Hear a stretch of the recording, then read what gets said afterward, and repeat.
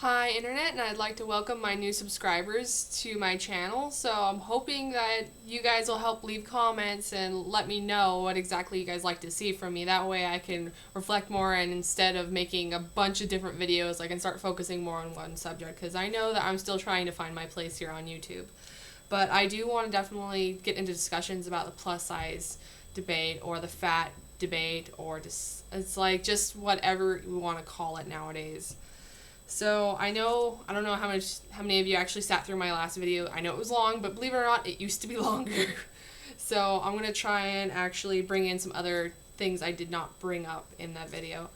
And I want to get started with, I know I had already talked about the fact that everyone has problems with their own body, their self-image. And it's not just plus size people. It's like everyone points out about it to plus size people, but I remember having friends, and there's always been this girl in any group of friends, or even just like you might have one right now. You might be that person where you know that you are not fat, or at least are like a size 10 below, or a size, I think plus size now is considered a size 12 and above, but it's regardless, there is that girl that is smaller than you in your group, and she's like, I'm so fat. And this aggravates me to no end, because I've had so many friends do this around me, and they are so much smaller than I am, and I see it as an outcry for attention. Just like, oh, I need compliments because I'm so hideous inside. And by just saying that you're fat around your larger friends, you're indirectly or even directly saying that they are ginormous. And I even brought this up to one friend that she was like a size 6. It's like, I'm so fat. And I'm like, well, what the hell am I? Come on, that's insulting. And it's so weird, but it's like we're in this sort of social culture now that we just hate ourselves, and we have to constantly fish for compliments from other people in order to feel decent about ourselves. And everyone does it. And then I wanted to actually bring up another example that's kind of related. And I used to have a friend, she's not my friend anymore, but she was like a size 6, size 5, depending. And so she was really tiny and sort of frame. She had an athletic build. And I remember, like, when we were still friends a few years back, we went shopping on, like, Black Friday sales. And she shopped at Express, which Express is, like, the skinny jean store. I knew I was never going to find clothes in there. I was actually concerned people would stare at me being in that store because I am plus size. But what astonished me in that store, if you've ever walked in, just even if you have one, just walk in just to look at the mannequins. The mannequins' legs are so thin; they are smaller than my arm, and then their hips are like protruded forward unnaturally, and it's just they're emaciated size. And I'm just thinking to myself, my God, I don't want to be skinny if that's what it's supposed to be. Look, if it's beautiful, I won't be able to walk. Good Lord. There's no muscle tone. There's just bones. And, this is kind of a rant. I apologize. I will try and see if I can edit this forward in the video. But it's just, there's always going to be this people, and the way I've kind of stopped it amongst my group of friends, or the people I hang out with, is if they're just saying that they're fat and they're obviously not, then I'm going to point that out. It's like, you know what, you're kind of insulting me, because I identify more with plus size than you ever will, and you're essentially using it negatively towards yourself. It's like, being plus size is not a bad thing.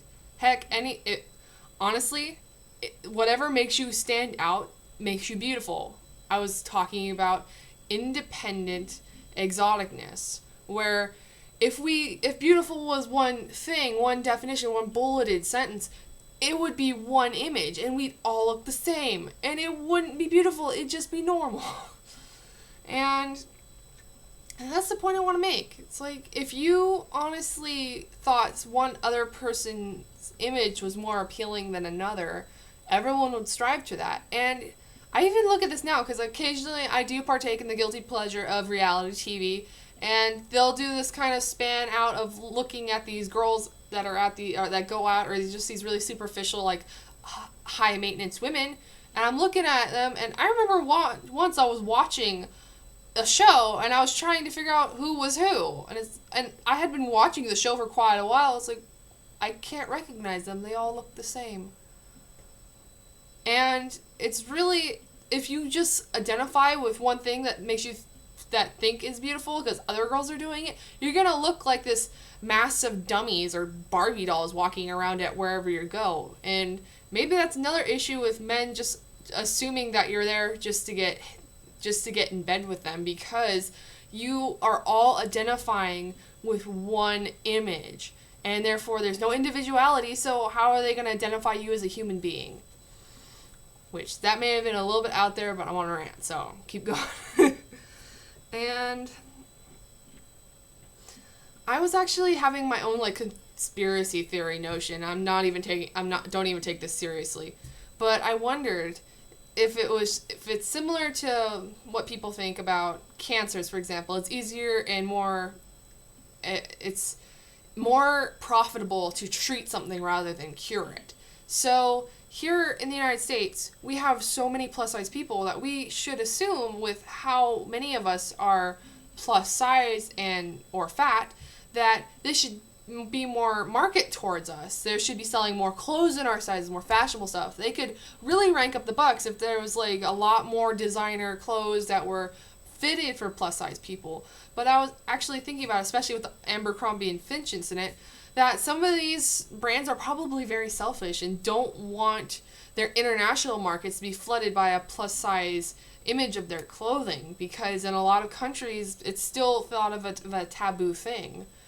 And not so much in Western society, but for example, I'm going to actually put a bunch of more articles in the description below and other videos, because I've been trying to do that. So if you didn't know that there were plus size and or videos on my prior plus size discussion video, there are 3 of them there. There is one that talks about when diets go wrong, another one, it's a plus size beauty pageant in the UK, and then there's also one that's Fat But Fit article, which actually goes in deeply into the concept that you can be heavy or a little overweight, but you can still be healthy.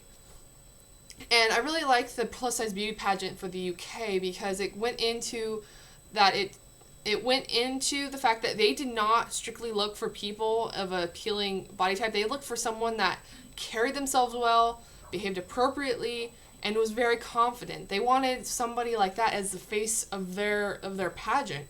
So, and then the other one was when diets go wrong, and there's some of these people that went to the extremes of dieting, near death or losing limbs or just debilitating themselves just for the price of losing a few pounds. And they almost died. I would not even think of this. I'd rather be sitting eating cake and enjoying life rather than starving myself, trying to look like a skeleton just because I want other people to accept me. No. If you're not gonna be true about yourself, you're never going to have real people around you. And I say that because if you are constantly trying to strive to an image that you find is better than yours, you're going to be dressing yourself up like a lie. And that's why you're going to hate yourself, is because it's not you. It's a disguise. And it's better that you love who you are, the image that you were born in, because let me just say this as a scientist. The root of biology is sex. And for sex to happen, two organisms must have liked what they saw in one another, boinked, and made you. So you are the product of an event that took place because 2 organisms found each other attractive. So therefore, we are striving to a more beautiful population in the future and more beautiful people. So there should not be any debates like, oh, I'm hideous, I'm never going to find anybody. You know what? 2 people had sex because they thought each other were hot, and they had you. And you're going to take all those best qualities of those people, and you're going to make more attractive, sexy babies. So there. Science in your face. And I was talking about a conspiracy theory, but I think I got the point across, so I won't go back into it. And I also want to start a debate or just get questions and feedback from guys talking about not just the plus size debate, but just about self-image, confidence, and just the men's actual side of this discussion. I've tried, the only guy I know is my boyfriend, and I don't really consider him that heavy, but he might comment, or I'm going to at least get him to answer me on some of these questions. And I even made a bulletin through some of my guy friends, so I'm hoping they will answer me. But if not, guys, girls, ask your guys, answer my questions. Number 1.